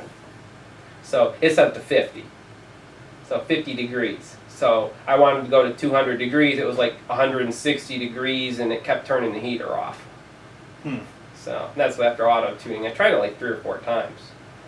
Weird. And it didn't work. So, well, it's really designed for a much longer heating times than like a reflow oven. A couple minutes. And these things are for like hours. True. So that's still got to be. So, I don't know. Well, I got it pretty close. I set P to 7, and I and D I've been playing around. I got it within about 5 degrees, so I'm pretty happy with that. Of what I want. Because you kind of have a profile. You got to heat your board up to about 150 Celsius, and that's when the flux starts to activate. And then you got to heat it a bit faster, and then that's the heat soak zone. And then you reflow it, and the temperature goes up pretty sharp, and then back down, and that's when the actual soldering happens at the very end. Yeah. So when I was researching reflow ovens on YouTube and Google and all that, like I saw some really ghetto things. Like someone said, get a oven thermometer, like with the spring and the pointer, and they put that in there and then turn the oven on until it gets to the right temperature and then turn it off. And so someone did it and posted a picture, and their circuit board was like a charred lump. Right. So I don't want that to happen. Right. Yeah, don't throw the BGA board in there just yet. No. A little test here and there first. Someone got one. Yeah, someone got one of those reflow ovens off of China, and that happened. And you're only working 4 or 5 hours a day, you said? Yeah. Isn't that terrible? So you sleep till noon and... Yeah. Isn't that terrible? No, that's awesome. That's what everybody wants to do. And that's what I'm doing right now. Yeah. I'm not making any money or benefits, so it sucks. Well, I make enough to live, so, and play around. Yeah.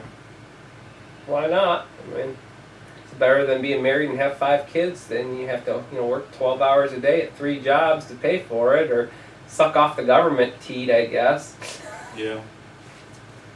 Yeah, modern society's kind of fucked. Mm-hmm. Medical, it should just be universal and free and not cost like in Europe and everywhere else. It's just ridiculous here. And the problems with it are just so substantial. I mean, everything gets affected by it. People, I can't remember what conversation we were having the other day. And of course it was political related, which I hate talking about politics. I don't know enough about it to argue about it, But we were talking about how expensive something was. And then it hit me. I was like, well, it probably is because you keep it was just car insurance. Oh, yeah? We were talking about car insurance. I'm like, well, it's so fucking high because of fraud, for one. Somebody has to pay for all the other accidents. But not only that, is the people that do put in legitimate claims they get the runaround. Their medical bills that are just stupid high. True.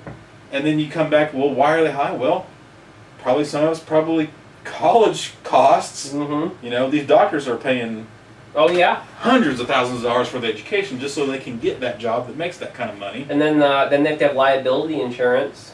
Yeah. I know quite a bit about it because my sister's like a doctor, and then my mom worked in a medical office for 20 years, 30 years. So I kind of know a bit about how expensive it is, and right. all that. It is. It's a load of bullshit. Yeah. But what the fuck am I gonna do about it? Mm-hmm. Eat healthy, exercise, and try not to get sick. That's about all you can do. Let's see, it was 2014. So 2 years ago, I tried to go vegan. Oh yeah. You know how that worked out? Not very well. It didn't, because I don't cook. And I don't want to learn how to cook. And vegan girlfriends are pretty fucking hard to come by. Or crazy. That I want to put up with, or they want to put up with. Yeah. Mm-hmm. And I can't just walk over to Kroger and buy vegan meals that are cheap and taste for the shit. Mm-hmm. You can walk over to Kroger and get all kinds of vegan stuff, but it's expensive and it tastes like shit. Mm-hmm. Have you tried a vegan burger, a veggie burger? No. Don't bother. The ones that I had made me puke. Oh yeah. They were bad. Cardboard would have been better. It's awful. Sawdust. Sawdust in a bun. No, that's even better. Well, see, I have I can't eat anything with weed in it. That sucks. So. That really sucks. Well, it's not terrible. I cook usually every day, so it's not a big problem. So yeah, cooking supper is not that bad. But that's not the gluten thing, then. Yeah, that. The gluten thing. Yeah. Okay. That sucks. Not 100% sure, but tests are expensive, so. Oh, you don't even know for sure? No. You just quit eating it and you felt better? Yeah. So, 2007, something like that. Mm-hmm. So, yeah, it's not that bad. I have Crohn's disease. Oh, yeah? That since sucks. 2000. That sucks. No, I have a very... I don't know how to... I'm very lucky with whatever's going on with me. It's not that big of a deal. Oh, okay. It's not like some people are fucked. Uh-huh. Like, I used to work in the farming industry. Uh-huh. And we went down to Greensburg and met a farmer down there, and he had it.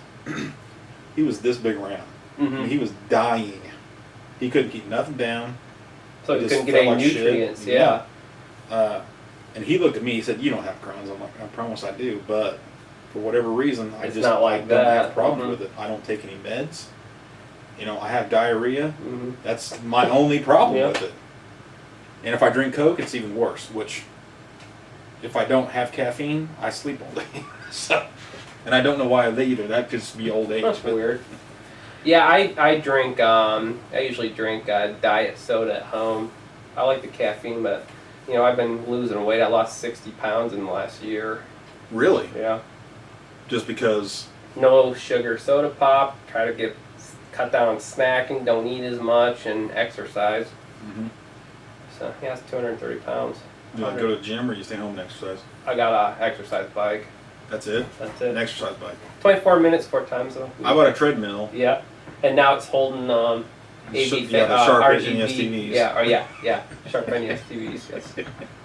Yeah, I haven't been on that thing in at least a year. Oh, yeah. It's so boring. I'm like, I'd rather go out for a walk outside. Yeah. But you can't do that all year round either. That's the problem, yeah. Joining a gym, it's expensive. I don't know if you ever tried to join a gym. Mm-hmm. Well, they require, you can't just pay for the gym. No. You have to give them your bank account information. They take the money directly out of your bank account. And you have to sign a contract, so it's a bitch to cancel. It's a total bitch, and they all do it. At least as far as I know. So, I've heard all sorts of horror stories of them, like cleaning up people's bank accounts and things like that, and not being able to cancel the subscription, after the year or whatever, or the gym goes out of business, and then you can't, they say like, well, you can't cancel because there's still another gym within 50 miles. What? Yeah, or something like that. I can't remember how it worked. But yeah. Text at 11:30 at night. This ought to be good. I gotta have music to design really well for some reason. What do you listen to? Oh gosh, all sorts of things. I like, electronic type things. I listen to classic rock too. It just depends. Got a big repertoire I listen to. Not me. Heavy metal or classic rock, that's all I listen to. No rap, no country. Yeah, if it's on the radio, it doesn't offend me or bother me or whatever, but I don't like put it on my phone to listen to it while I'm driving and listen to my stuff. But my buddy's huge into music, so... Oh, yeah? Like, probably what that recovery program is finding mostly is music files, because I copied his music folder onto there. Oh, yeah? And before, when I knew it was good, when I thought my external was going bad, I went through and I found out which folders had the most memory usage, right? Well, my music folder that was mostly his was like 270 gig. Oh, yeah? His porn folder was 400 gig.